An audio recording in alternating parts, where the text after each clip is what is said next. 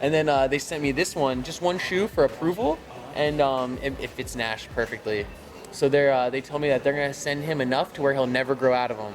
He likes it. He loves it. And your wife, that's right. She loves them too. She's the one who got me into the whole vegan thing. Oh. And this shoe I actually made vegan. There's no leather, no animal products, so it makes her really happy as well.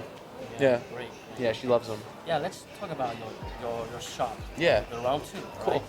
And because we have caught up in the intersection. Yeah. There's still a lot of people don't know very well about it. And, Yes. I mean, how did you get it started, this project, and where's the inspiration come from? So yeah, the inspiration and like how we started just came from us always collecting. Like me and my friends, like we always had a bunch of sneakers, always had a bunch of clothes. We always just collected stuff, and we would always trade amongst each other.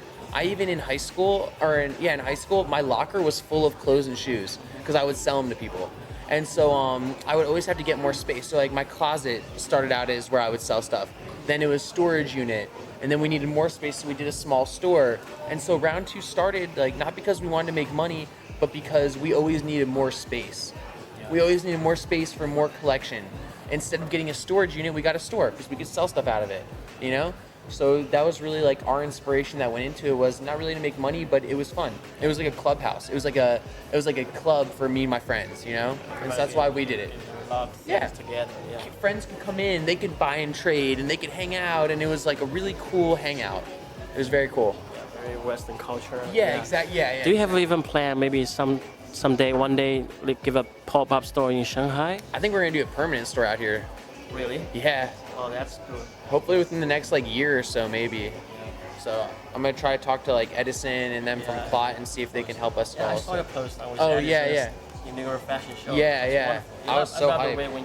Jersey. Yeah, I love that, dude. That was Edison designed that with A4 Labs, so it's pretty sick. But when he asked me to be in that, I was hyped. Edison's the man, dude. I love him. Yeah, we all love him in China. Yeah, he's great. Okay, about the next one is let's give a little talk about your vintage collection, because there's a lot of skateboarding, basketball, jogging, tennis, or something a lot. You know, which one is your love the most? But obviously we know it's skateboard. Skateboarding I love the most. Like I love skateboarding the most for myself. It's like my favorite. But as far as vintage, like vintage clothing and stuff like that, I like the stuff that doesn't really have a category. Like I have a shirt it's got a hair dryer on it, and then it's got like a vacuum on it, and it says "You suck," and then it says "Blow me," because it's a hair blower, and then it's a vacuum.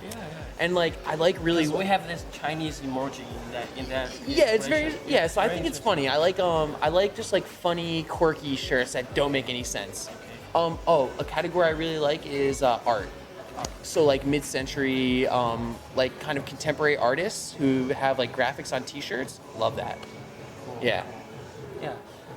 Talking about vintage, you know, Nike has been in China for many years. Yeah. They've released something very interesting from that era. But I mean, in your store, do you have anything that can be connected to the Chinese culture? Yeah, actually, I have a lot of cool vintage Nike pieces that were available only in China.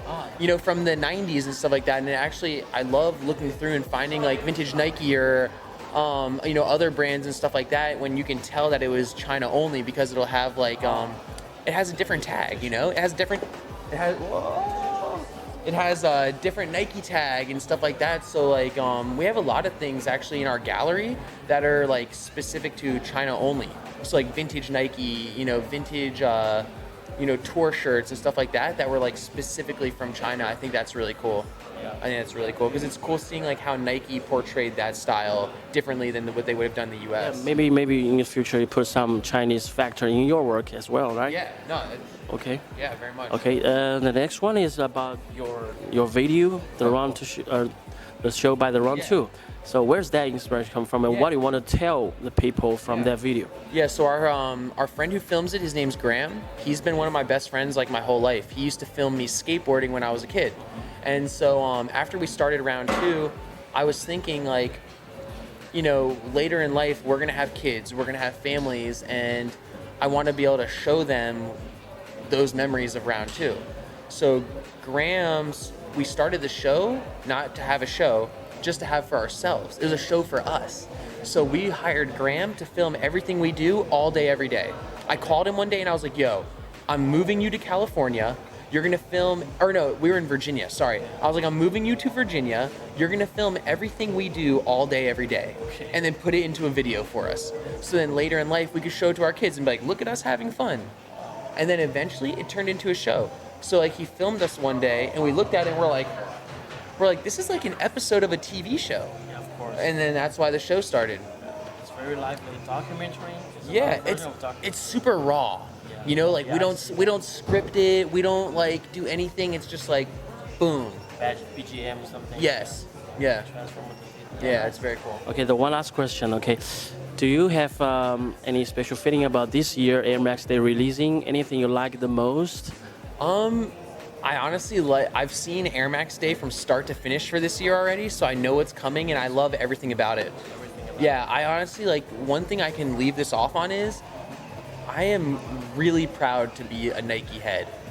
Like this year specifically, like starting with Air Max Day and going forward, like I've seen the next 2 years of what Nike's putting out, and it's like I'm really, really, really proud to be a Nike head. You know what I mean? There's a lot of other like brands you can get into, but I'm like very happy to be a Nike guy right now. There's so much good shit coming out. Like Air Max Day is gonna be crazy. After Air Max Day is gonna be crazy.